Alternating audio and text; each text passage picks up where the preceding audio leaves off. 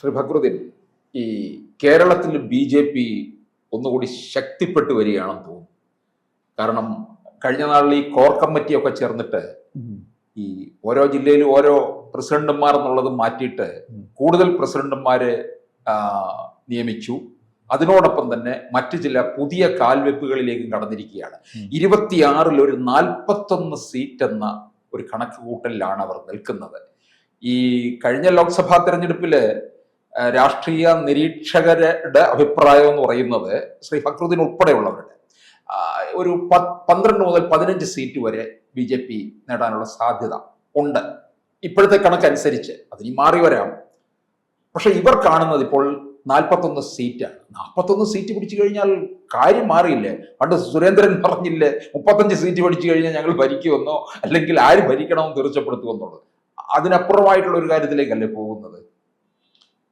BJP. 40 സീറ്റൊക്കെ നടക്കും. അത് ബി.ജെ.പി. ഈ പറയുന്ന ബി.ജെ.പി. CPM വിരുദ്ധർ ആരോപിക്കുന്ന അലയൻസ് ഒക്കെ ശരിയാണെങ്കിൽ അതൊക്കെ നടക്കും. പക്ഷെ അങ്ങനെ ഒരു അലയൻസിന് രണ്ടു കൂട്ടരും ആ രീതിയിൽ മുന്നോട്ട് പോകാൻ സാധ്യതയില്ല. ഏതായാലും 10 സീറ്റുകളിലൊക്കെ ബി.ജെ.പി. ജയിച്ചു വരാൻ സാധ്യത ഉണ്ടാവും. ആ സമയത്ത് എന്തെങ്കിലും സഹായം കൊടുക്കാനൊക്കെ ആയ സാധ്യതയുള്ളൂ. അതല്ലാതെ ഇപ്പൊ 40 സീറ്റൊക്കെ കഴിക്കണ ആ അലയൻസ് ഉണ്ടാവണം. കാരണം കോൺഗ്രസ് പൂർണ്ണമായിട്ട് നശിക്കാതെ എങ്ങനെ ഇവിടെ ബി.ജെ.പിക്ക് വളരാൻ പറ്റുക? ഇവിടെ ബി.ജെ.പിക്ക് ഒരു പ്രധാനപ്പെട്ട vote Hindu vote bank, Nair vote ബാങ്കാണ്. കിട്ടാവുന്ന സാച്ചുറേഷൻ പോയിന്റില്ല അത്. ഇനി കോൺഗ്രസിന് ഇനിയും ഒരു സാധ്യത എല്ലാം തോന്നുമ്പോൾ, അതായത് അടുത്ത ഇലക്ഷൻ കൂടി തോറ്റ് വെറുതെ ഇരിക്കുന്ന സമയത്താണ് ഇനി അങ്ങോട്ട് നായർ വോട്ടുകളുടെ ഒരു സാച്ചുറേഷൻ കടന്ന് അടുത്ത ഘട്ടത്തിലേക്ക് പോകും. അങ്ങനെ വരുമ്പോൾ ഇഴവ വോട്ട് ബി.ജെ.പി. വളരെ തോന്നിക്കഴിഞ്ഞാൽ ഈ കോൺഗ്രസിനെ സപ്പോർട്ട് ചെയ്യുന്ന ഇഴവ വോട്ടുകൾ കുറേണ്ടപ്പം ബി.ജെ.പിയിൽ വന്നിട്ട് അത് കൂടുതലായിട്ട് വരും. പിന്നെ CPM മൈനോറിറ്റിയോട് സ്നേഹം കാണിക്കുന്നു എന്ന തെറ്റിദ്ധാരണയുള്ള അതിര് കടന്ന സ്നേഹമുണ്ട്. അതിര് കടന്ന സ്നേഹം കാണിക്കുന്നു എന്ന തെറ്റിദ്ധാരണയുള്ള ഈഴവ കമ്മ്യൂണിറ്റി പാവപ്പെട്ടവരുണ്ട്, ദളിത് കമ്മ്യൂണിറ്റിയിലേക്ക്. അവരും ഇങ്ങോട്ട് ബി.ജെ.പിക്ക് വോട്ട് ചെയ്യാൻ സാധ്യതയുണ്ട്. പക്ഷെ അടുത്ത ഇലക്ഷൻ 40 സീറ്റും കിട്ടാൻ പോകുന്നു. 10 സീറ്റൊക്കെ കിട്ടിയ ഭാഗ്യം. അല്ല, 2036 ആയിരുന്നു ഇവരുടെ നോട്ടം കേരളം ഭരിക്കുക എന്നുള്ളത്. ഇപ്പൊ 2026 ഇത്രയും പറയുമ്പോൾ 32 സാധ്യത ഉണ്ട്. 32 നമ്മൾ അന്ന് പറഞ്ഞല്ലോ 32 സാധ്യത ഉണ്ട്. 32 ഈ പറയുന്നതിന്റെ അടുത്ത തവണ UDF പുറത്തേക്ക് UDF തീരും. LDF അധികാരം വന്നു കഴിഞ്ഞാൽ ഭരിച്ച LDF തീരും. ആ സമയത്ത് സുരേഷ് ഗോപിനെ പോലെ ഒരാളൊക്കെ മുന്നിൽ നിർത്തിക്കൊണ്ട് ഇവരോടുള്ള കളകളെയൊക്കെ കളകൾ കുറയുന്നത് പ്രായമാവും. സുരേഷ് ഗോപിക്ക് ചിലപ്പോൾ ഇളവ് കൊടുക്കാം. എന്നിട്ട് അങ്ങനെ പോകാൻ സാധ്യത 32 സാധ്യത. പക്ഷെ ഇപ്പോഴത്തെ ഒരു രാഷ്ട്രീയ സാഹചര്യം വെച്ച് നോക്കുമ്പോൾ ഒരു കോൺഗ്രസിന് അനുകൂലമായിട്ട് നിൽക്കുകയല്ലേ കേരളം? ഭരണവിരുദ്ധ വികാരം നിൽക്കുന്നത് ഭരണവിരുദ്ധ വികാരം ഇല്ല. ഉണ്ടെങ്കിൽ ചേലക്കരയൊക്കെ തോക്കണ്ടേ? ചേലക്കരയില് ഭൂരിപക്ഷം കുറഞ്ഞില്ലേ? ഭൂരിപക്ഷം അതിന് മുമ്പ് 5000 ആയിരുന്നു ലോക്സഭ. അത് അപ്പൊ ആ ഒരു പ്രത്യേക സാഹചര്യം കെ രാധാകൃഷ്ണൻ പോലെ സ്ഥാനാർത്ഥി, കോവിഡ് കാലഘട്ടം, ലൈഫ് പദ്ധതി, അങ്ങനെ ഒരുപാട് ഘടകങ്ങളുണ്ട്. അതിന്റെ പുറത്ത് കിട്ടിയത് ഭരണവിരുദ്ധ വികാരമൊന്നുമില്ല. ഇപ്പൊ തന്നെ കൊല്ലം ബൈ ഇലക്ഷനില് കൊല്ലത്തെ ഈ ലോക്കൽ തദ്ദേശ സ്വയംഭരണത്തിലേക്കുള്ള ബൈ ഇലക്ഷൻ അവരാണ് സീറ്റുകൾ നിലനിർത്തി നേടിയെടുക്കുകയൊക്കെ ചെയ്തു. പിന്നെ മറ്റു സ്ഥലങ്ങളിൽ മുമ്പ് ഓൾറെഡി കോൺഗ്രസിന്റെ കയ്യിൽ ഉണ്ടായിരുന്ന സീറ്റുകളാണ്. അത് CPM പിടിച്ചെടുത്തത്. അത് നഷ്ടപ്പെട്ടിട്ടുണ്ടെന്ന് ശരിയാണ്. എങ്കിലും ഭരണവിരുദ്ധ വികാരം നമ്മൾ കാണുന്നില്ല. നിങ്ങൾ ഈ ഒരു സമയത്ത് UDF ആണ് കേരളം ഭരിക്കുന്നതെന്ന് ആലോചിച്ചു എന്തൊക്കെ ബുദ്ധിമുട്ടായിരിക്കും. ഓരോ ഫയലും ഒപ്പിടാൻ വേണ്ടിയിട്ട് ജന്മത്തിലേക്ക് ഓരോരോ ചാർട്ടേഡ് ഫ്ലൈറ്റ് പോകേണ്ടി വരും. ഇപ്പൊ ചാർട്ടേഡ് ഫ്ലൈറ്റുകളുടെ എണ്ണം കുറവാകില്ല. സുരേഷ് ഗോപി ഇങ്ങനെ പറന്ന് നടക്കുന്നതുകൊണ്ട് മൂപ്പർക്ക് മോഡി പറഞ്ഞുകൊണ്ട് മൂപ്പർക്ക് കുറച്ച് ചാർട്ടേഡ് ഫ്ലൈറ്റുകൾ മൂപ്പർക്ക് എടുക്കേണ്ടതായിട്ട് വരുന്നുണ്ട് മന്ത്രി എന്ന രീതിയിൽ. അതല്ലാതെ ഇപ്പം കേരളത്തിൽ വലിയ ചാർട്ടേഡ് ഫ്ലൈറ്റ് ഒന്നും ഇല്ല. മുമ്പ് കോൺഗ്രസ് ഭരിക്കുന്ന സമയത്ത് ചാർട്ടേഡ് ഫ്ലൈറ്റുകളുടെ ജില്ലാ സമ്മേളനമായിരുന്നു. കാരണം ഇവർക്ക് ഓരോരുത്തർക്കും മാഡത്തിനെ കണ്ട് കാര്യം പറയുന്നത്. അപ്പൊ ആ സാധനം ഇവരെ വെച്ച് വെക്കുമ്പോൾ പിണറായി തന്നെയാണ് വേദം. അങ്ങനെ വലിയ ഭരണവിരുദ്ധ കാര്യങ്ങളൊക്കെ നടക്കുന്നുണ്ടല്ലോ. പഴയ വേഗത്തിൽ നടക്കുന്നില്ല എന്നാലും കാര്യങ്ങളൊക്കെ നടക്കുന്നുണ്ട്. വികസനം വരുന്നുണ്ട്. കേന്ദ്ര ഗവൺമെന്റ് ഇവര് പറയും കേന്ദ്ര ഗവൺമെന്റ് ഞങ്ങൾ അവഗണിക്കാത്ത ഇവര് നല്ല ബന്ധമാണ്. നമുക്കറിയില്ല കാര്യങ്ങളൊക്കെ നടക്കുന്നൊക്കെ ഉണ്ട്. പിന്നെ ഇവർക്ക് അങ്ങോട്ടും ഇങ്ങോട്ടും പൊളിറ്റിക്കലായിട്ട് കേരളം സഹായിക്കുന്നില്ല, ഏതാ സഹായിക്കുന്നില്ല എന്ന് ഇവർ പറയുന്നത്. ഇവര് തമ്മിൽ കേന്ദ്രം ഭരിക്കുന്ന കേരളത്തിലെ ഗവൺമെന്റും കേരളം ഭരിക്കുന്ന ഗവൺമെന്റും കേന്ദ്രത്തിലെ ഗവൺമെന്റും തമ്മിൽ നല്ല ബന്ധമാണ്. അവിടെ ഭരിക്കുന്ന രാഷ്ട്രീയ പാർട്ടിയും ഇവിടെ ഭരിക്കുന്ന രാഷ്ട്രീയ പാർട്ടിയും തമ്മിൽ പ്രശ്നങ്ങളൊക്കെ ഉണ്ടാവും. പക്ഷേ ഒരു ഗവൺമെന്റുകൾ തമ്മിൽ നല്ല ബന്ധമാണ്. അത് കോൺഗ്രസിനെ ഇല്ലാതാക്കാൻ വേണ്ടി തന്നെയുള്ള ഒരു അത് മാത്രമൊന്നുമല്ല. ഇപ്പൊ RSSകാരാണല്ലോ ഇതിന്റെ ഒരു ബേസിക് തന്നെ. അവരെ സംബന്ധിച്ച് ഇന്ത്യ എന്നുള്ളൊരു കോൺസെപ്റ്റ് ഉണ്ട്. ഒരു പരിധിയിലൊന്നും കൂടുതലൊന്നും കേരളത്തിനോട് അപകടം കാണിക്കാൻ പറ്റില്ല. അത് ഭരണഘടന അനുസൃതമായാലും പറ്റില്ല, ഭരണഘടനയിലും പറ്റില്ല. അത് വലിയ പ്രശ്നമായിട്ട് മാറും. അപ്പോൾ മാത്രമല്ല വികസനം കേരളത്തിന് ഐശ്വര്യത്തിന് വികസനം അല്ലല്ലോ. കേരളം ഇന്ത്യക്ക് പല കാര്യത്തിനും വികസനത്തിനും മാതൃകയാണ്. അതൊക്കെ മോഡിക്കൊക്കെ അറിയാവുന്നതല്ല. അതിൻ്റെ ഒരു അപ്രീസിയേഷൻ ഉണ്ട്. ഇവര് ഉള്ളിൽ ഭയങ്കര അപ്രീസിയേഷൻ ഉണ്ട് കേരളത്തെ പറ്റി, മോഡീനെ പറ്റി മറ്റുള്ളവർക്കും ഉണ്ട്. അത് പുറത്ത് അറിയുന്നില്ല എന്ന്. നമുക്കതങ്ങനെ അഭിനയിക്കേണ്ട ആവശ്യമില്ലാത്തതാണ് നമ്മൾ പുറത്ത് പോകും.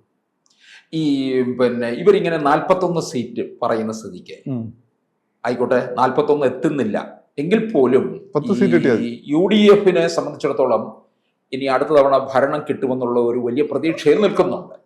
അതിൽ മുസ്ലിം ലീഗ് ആണെന്നുണ്ടെങ്കിൽ അപ്പോൾ 2 തവണയായിട്ട് ഭരണം ഇല്ലാതിരിക്കുകയാണ്. BJP ഇത്രയധികം സീറ്റിലേക്ക് വരികയാണെന്നുണ്ടെങ്കിൽ ഒരു പക്ഷേ ലീഗ് BJPയുമായിട്ടൊരു സഖ്യത്തിലേക്ക് പോകുമോ? സാധ്യതയോ? ഇതിന്റെ ഒരു കാര്യം കാരണം ഒരിക്കലും ഈ കേരളത്തില് മുസ്ലിം ലീഗ് നരേന്ദ്രമോദിക്ക് എതിര് പറഞ്ഞിട്ടൊന്നുമില്ല. എതിര് പറയുന്നില്ല, പക്ഷെ പോയി കഴിഞ്ഞാൽ ഈ മുസ്ലിം ലീഗിന്റെ വോട്ട് ബാങ്കിനെ മൊത്തം SDPI എടുത്തുണ്ട്. SDPI ഇപ്പോഴും നിരോധിച്ചിട്ടില്ലല്ലോ, CPM എടുത്തുണ്ട്. കാരണം കേരളത്തിലെ മുസ്ലിങ്ങളെ സംബന്ധിച്ചിടത്തോളം ഞാനും മുസ്ലിമാണ്. എനിക്ക് മോഡിയെ പറ്റിയോ ഇപ്പൊ പ്രധാനമന്ത്രി മോഡിയെ പറ്റിയോ അല്ല RSSനെ പറ്റിയോ ഇവർ ഇസ്ലാമിസ്റ്റുകൾ പറയുന്ന അഭിപ്രായമില്ല. എൻ്റെ ജീവിതാനുഭവങ്ങൾ, എൻ്റെ വായനയാണ്. പക്ഷെ ചില കാര്യങ്ങൾ നമ്മൾ കാണുമ്പോൾ ഈ ഇസ്ലാമിസ്റ്റുകൾ പറയുന്ന പോലെ ചില കാര്യങ്ങളില്ലെന്ന് എനിക്ക് തോന്നാറുണ്ട്. പക്ഷെ ഞാൻ അതിനെ മറികടന്നിട്ടുള്ള അനുഭവങ്ങളും ചിന്തയും ബന്ധങ്ങളും എനിക്കുള്ളത് കൊണ്ടാണ് അതിനെ മറികടന്ന് എനിക്ക് ചിന്തിക്കാൻ പറ്റുന്നത്. സാധാരണ മുസ്ലിമിന് അങ്ങനെ ചിന്തിക്കാൻ പറ്റണമെന്നില്ല. ഇത് മുസ്ലിങ്ങളെ മാത്രം പ്രശ്നമൊന്നല്ല. പിന്നെ മുസ്ലിങ്ങളെ ബേസിക്കലി അങ്ങനെ RSS അല്ലെങ്കിൽ ഹിന്ദുത്വവാദികൾ ഗവനിക്കുന്നില്ല. പിന്നെ ഹിന്ദുക്കളെ കൺസോൾട്ടേറ്റ് ചെയ്താൽ അവിടെ മുസ്ലിങ്ങൾ ആവശ്യമില്ല അധികാരത്തിലെത്താൻ. അധികാരത്തിലെത്തിയിട്ട് ഇന്ത്യയുടെ വളർച്ചയുടെ ഭാഗമായി മുസ്ലിങ്ങളെയും ദേശീയ മുസ്ലിങ്ങളെയും കൂടെ കൊണ്ടുപോകുക എന്നുള്ള അജണ്ടയാണ് അവർക്കുള്ളത്.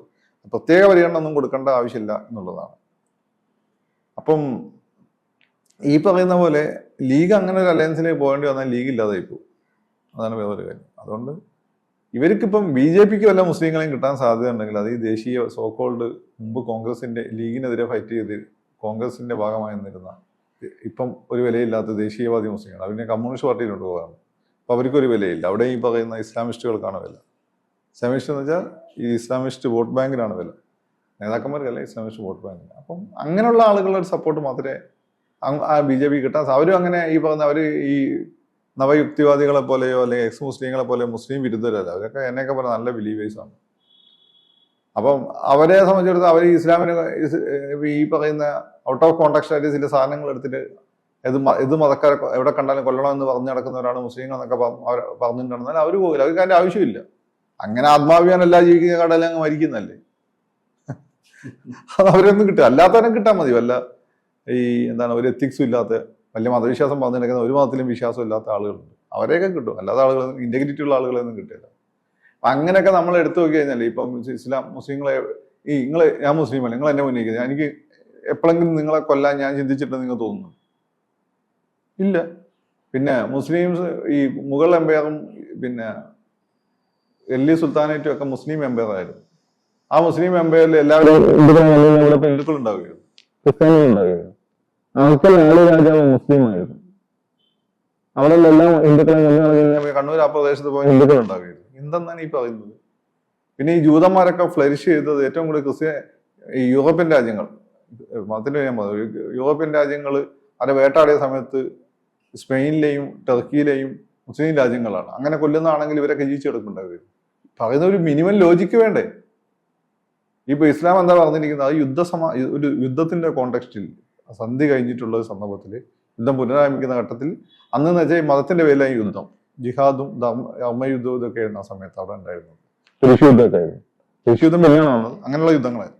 അപ്പൊ അങ്ങനെയുള്ള ആളുകൾ, ശത്രുവായിട്ടുള്ള ആളുകളെ കൊല്ലണം എന്നാണ്. ഇത് ഞാൻ മറ്റു ബൈബിൾ പുതിയ നിയമം വായിച്ച് പല മതഗ്രന്ഥങ്ങൾ എഴുതി എനിക്ക് വോട്ട് ചെയ്യാൻ പറ്റും ഇതുപോലുള്ള. ഞാൻ എന്തെങ്കിലും അങ്ങനെ പറഞ്ഞു നിങ്ങൾ കേട്ടിട്ടുണ്ടോ? കാരണം എന്റെ മതവിശ്വാസം അന്യമത വിദ്വേഷത്തിൽ അധിഷ്ഠിതമല്ല. കാരണം ഇതൊക്കെ ഓരോ കോണ്ടക്സ്റ്റിൽ വന്നതെന്ന് എനിക്കറിയാം. അപ്പൊ ഇങ്ങനെയൊക്കെയുള്ള സാഹചര്യത്തിൽ മുസ്ലിംസിന്റെ ഇടയിൽ നിന്ന് അങ്ങനെ ഒരു മാറ്റം ഉണ്ടാവുമെന്ന് എനിക്ക് തോന്നുന്നില്ല.